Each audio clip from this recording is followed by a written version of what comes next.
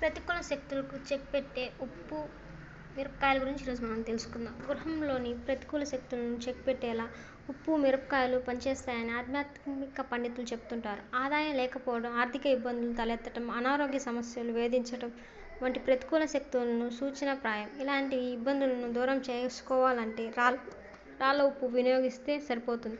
రాళ్ళ ఉప్పును 4 ఎండు మిరపకాయలు, 1 నిమ్మపండు, 1 గాజు బౌల్లో తీసుకోవడం మంచిది. ఈ పరిహారాన్ని మంగళవారం పూట చేయడం ఉత్తమ ఫలితాలనిస్తుంది. 1 గాజు బౌల్లో రాళ్ళ ఉప్పును నింపి 1 నిమ్మపండును రాళ్ళ ఉప్పు మధ్యలో ఉంచాలి.